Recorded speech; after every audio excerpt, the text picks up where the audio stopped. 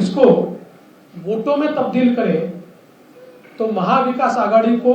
2,50,00,000 vote मिले हैं और हमें 2,48,00,000 वोट मिले हैं, यानी मात्र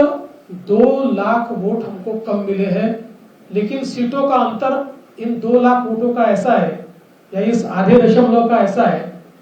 कि महाविकास आघाड़ी को 30 सीटें मिली है और हमें मात्र 17 सीटें मिली है। अगर हम मुंबई का विचार करें तो मुंबई में महाविकास आघाड़ी को 4 सीटें मिली और हमें 2 सीटें मिली, लेकिन मुंबई में महाविकास आघाड़ी को 24 लाख वोट है और हमको 26 लाख वोट है। महाविकास आघाड़ी से 2 लाख वोट ये मुंबई में भारतीय जनता पार्टी और एनडीए ने ज्यादा लिए हुए। दूसरा एक और चीज मैं कहना चाहता हूं कि 2019 में हमको 27.84 इतने वोट मिले थे। इस बार हमारे वोट बहुत थोड़े घटे हैं, बीजेपी की मैं बात कर रहा हूं। बीजेपी को 27.84 थे, इस बार 26.17, यानी 1.25 या 1.5% वोट ये केवल हमारे कम हुए हैं और उसमें हमारी सीटें 23 से सीधे 9 पर आई है। और वहीं अगर हम कांग्रेस का विचार करें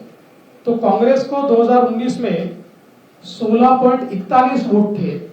और 1 सीट मिली थी। 16.41 से इस बार उनका प्रतिशत हो गया 17, यानी आधा % बढ़ा और उनकी सीटें 13 हुई है। तो अगर हम लोग कुल मिलाकर ये सारी चीजें देखें तो मैं ऐसा कह सकता हूं कि भारतीय जनता पार्टी को और एनडीए को या महायुति को लोगों ने अच्छे वोट दिए हैं, लेकिन पॉलिटिकल अर्थमेटिक इस प्रकार का रहा कि हमारे खिलाफ के वोट ये बड़े पैमाने पर कंसोलिडेट हुए और इसका परिणाम मैं अगर बीजेपी का विचार करूं तो हमारी 8 सीटें ऐसी है कि जो 4% से भी कम वोटों से हारी है।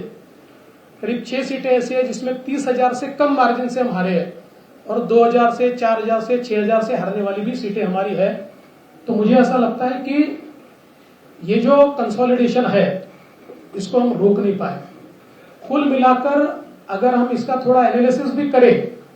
तो महाराष्ट्र में महाविकास आघाड़ी की 3 पार्टियों के साथ साथ हमको एक नैरेटिव के साथ भी लड़ना पड़ा और वो नैरेटिव संविधान बदलने वाला नैरेटिव था कि जिसने एक डैमेज हमको निश्चित रूप से किया है।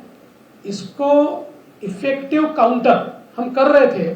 और हमको ऐसा लग रहा था कि हम इफेक्टिवली काउंटर कर रहे हैं, पर मुझे ऐसा लगता है कि हम इफेक्टिवली इसको काउंटर नहीं कर पाए, ये बात भी निश्चित है। और कई कारण आज हमारी जो बैठक हुई, इस बैठक में इस हार के और कई कारण हम लोगों के ध्यान में आए, जिसमें विशेष रूप से कई जगह पर हमारे उम्मीदवारों की एंटी इनकम्बेंसी हम असेस नहीं कर पाए और उसके कारण 2 बार 3 बार के कई उम्मीदवार थे कि जिनको चुनाव के दरमियान हमारे ध्यान में आया कि इनके बारे में एक एंटी इनकम्बेंसी है। ये एक जरूर कारण रहा।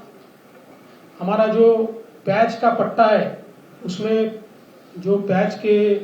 एक्सपोर्ट के बारे में डिसीजन थोड़ा लेट हुआ, डिसीजन तो हुआ लेकिन उससे पहले सरकार पैच खरीद रही थी, लेकिन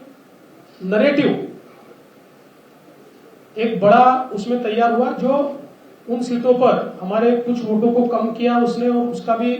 हम लोगों को प्रॉब्लम कुछ न कुछ पैमाने पर हुआ है। इसके साथ साथ सोयाबीन और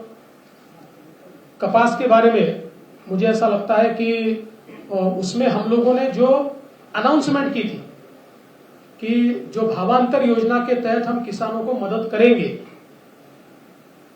उस भावांतर योजना को हम लोग आचार संहिता से पहले लागू नहीं कर पाए, लोगों को हम पैसा नहीं दे पाए, तो उसमें भी एक हम लोगों की कमी रही है।